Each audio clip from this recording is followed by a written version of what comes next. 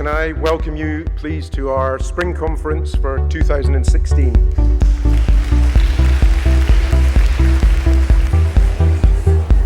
I see a really broad church. I see landowning members of all sizes, from very small to very big. I see conservation NGOs. I see other charities. I see corporate members, and we also have community members.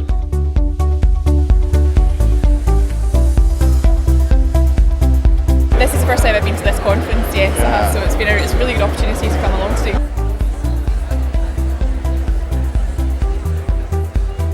It's been interesting, especially the talks from the landowners.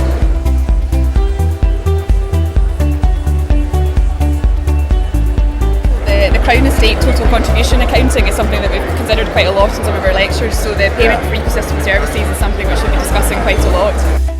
We are, without doubt, in a new era of land ownership within Scotland. And our overarching question we've got to ask ourselves is, how do we respond to that? We need to embrace this new area of land ownership. We need to show that we have listened and understand the arguments for the change. We need to demonstrate that we are not opponents of that change, but are actually advocates for that change. Really good, just almost like preparing us a bit more to going into the world of work. I know that there are many passionate views held about land reform in Scotland. Certainly would like to continue to build on this relationship as we move to implement the Act. Our land reform policies look to the future, not the past. They're about social justice, opportunity and promoting equality. Yeah, certainly the last case study there with the guy telling us what he did in his estate in Ayrshire. By the time that I came, the village was in a very depressed state. There was very high unemployment.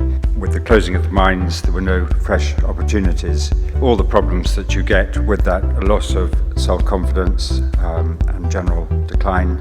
It was an incredibly spirited, strong community and very warm-hearted, and gave me support from very early on. First thing I did in the first few days was to take down all the gates and the barbed wire, which was even coiled up around the roofs, because I couldn't live in a prison camp like that.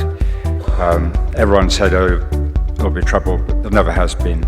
Just unbelievable what he's achieved actually, and how he set about it. He just said, right, I have a vision, I want to create that vision, and he's gone about and done it himself, so that's impressive. Really exciting thing happened. The International Dark Sky Association designated us within a dark sky park because the night skies are incredibly clear.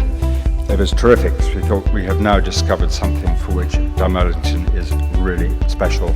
Designed and built the Scottish Dark Sky Observatory, which is research grade and publicly accessible. Two of the pupils at Doon Academy on their own did a presentation and got £150,000 within about 30 minutes.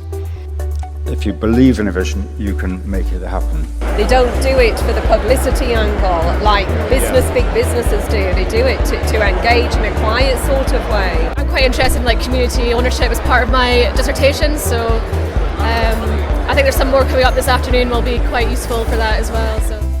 My own view is that community engagement is ultimately about people, and that involves building relationships and it involves developing trust. It requires honesty and clarity from the outset.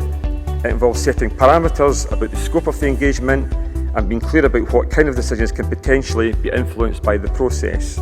Community engagement involves listening. Communities are not always right, I'll be the first to admit that, but they will have a view which I would argue is at the very least worthy of consideration. How do we fit in? How do we make ourselves relevant with what is the modern political dynamic within Scotland? I'm very pleased to see the conference so well attended, and it was interesting to hear Rosanna Cunningham giving her views on the land reform issues. Well, it was interesting to hear our new Cabinet Secretary speak and get her views on land reform. And of course, the process that we're now moving into is that process of implementation, but that doesn't mean to say that there aren't going to be continued conversations around those different aspects. Land reform is now relevant to urban and rural areas, the length and breadth of Scotland. I'm optimistic by nature, so I'm very much looking forward to the future, and I think the future does have opportunities, and I think it has a chance for us to show what we do and what we strive to do is very much part of our modern rural Scotland. So thank you all, thank you for coming.